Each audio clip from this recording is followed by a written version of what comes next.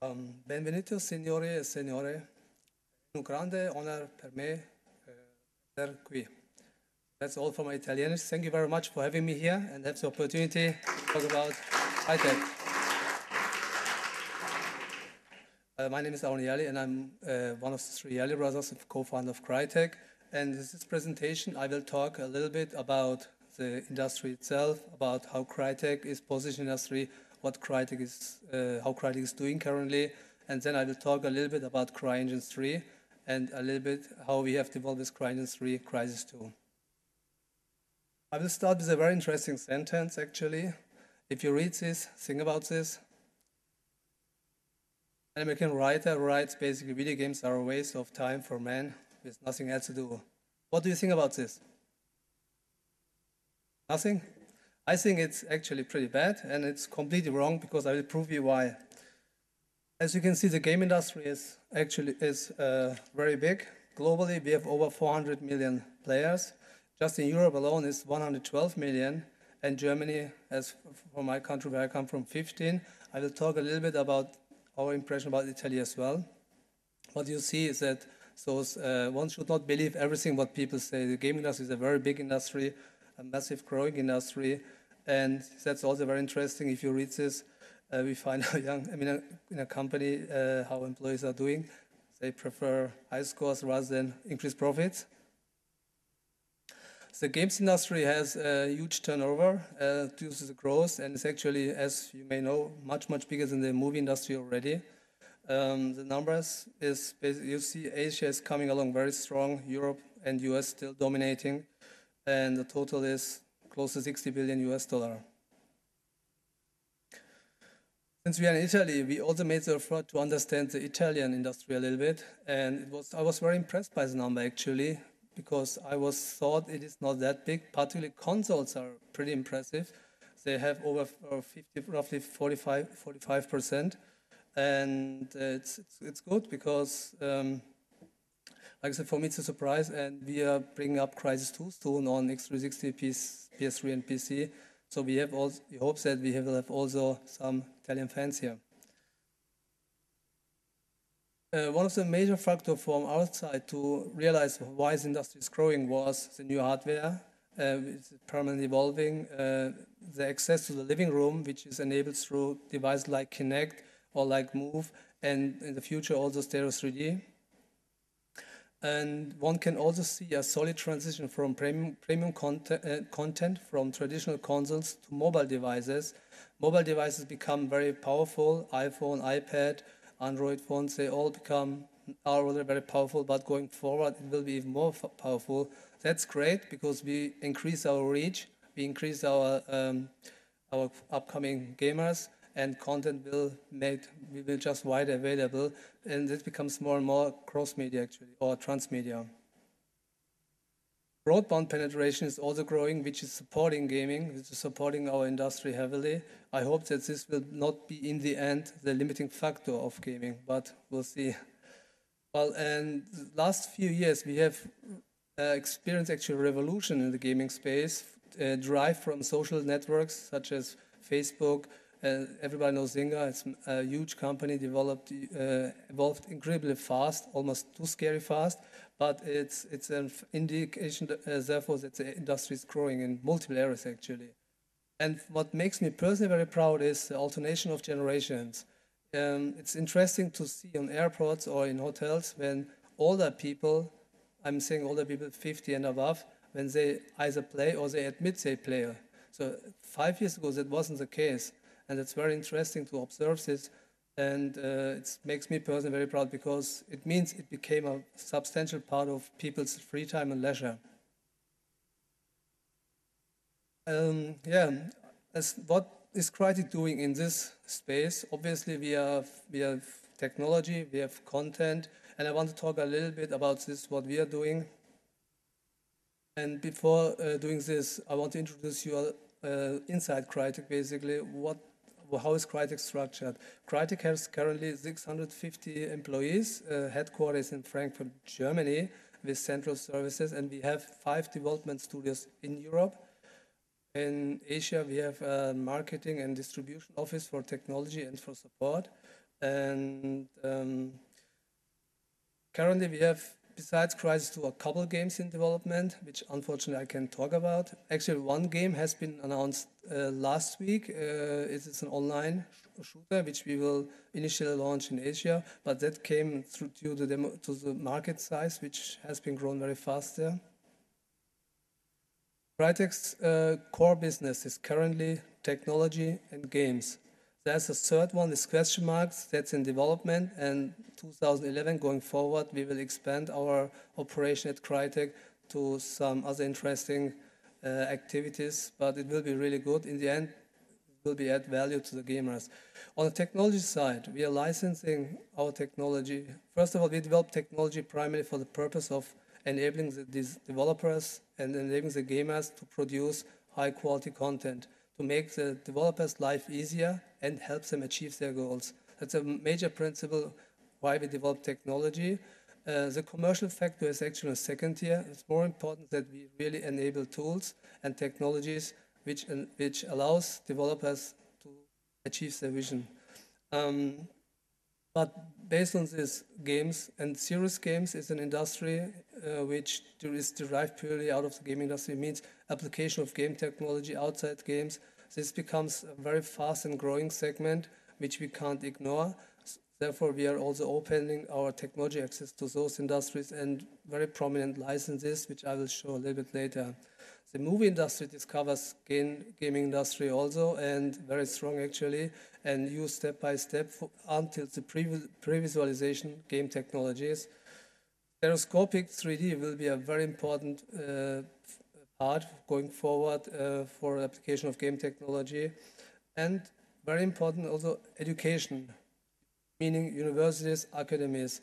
So they are also using largely game technologies to educate their students in those areas. In terms of content, I must say Crytek has been so far very selective. Selective in the way that we focus only on original IPs. So it means IPs, so intellectual properties, which we develop, ideas which come from our developers, which we craft to games with transmedia potential so that they can be adopted to movies, to books, and all kinds of merchandise. So that's a very important focus from us. A strong franchise must be available, must be doable, and historically we came from the offline space. Going forward, we will go a lot online actually, and that has something to do with the third area, which at the moment is just a hint, but it will be good. Here you have an overview of disclosed CryEngine 3 licenses. On the left side, it's all the games, and then serious games. You see T-Mobile, Boston Partner as an example, a very famous architect. Lockheed Martin, a very famous corporation out of the US, and others are using basically our technologies for their business. I have prepared also a small licensing showcase of games which are already announced or released, which are using our technology CryEngine. So to just give you an idea that you can't not just develop shooters, also all kinds of other genres.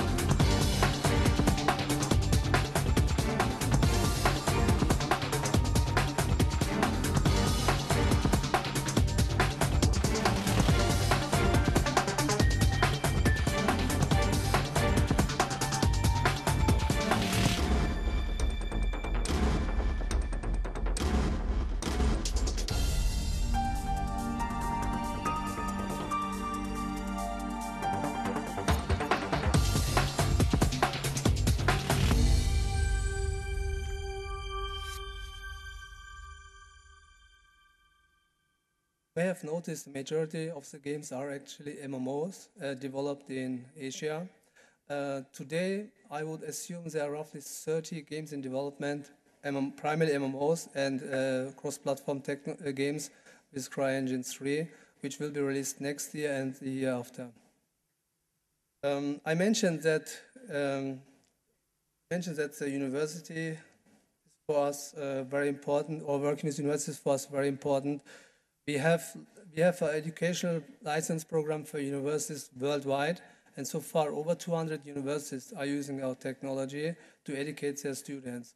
This is, and we don't charge anything for it. We actually sometimes we go on-site to universities and give workshops there, if it's accommodatable with the development plan our developers have. But it became very attractive for those universities, and we receive permanently nice letters from the students. We are working there, how interesting it is to work with this, and how how the university is also gaining a profile with this. And the good thing is, it's actually, as I said, it's for free. It can be used for internal projects, and it includes also support to online media, to our online mycryengine.com basically. Very important, we have also some Italian universities are using it as well. Here's an outline of the current universities which are using our technology in multiple locations actually.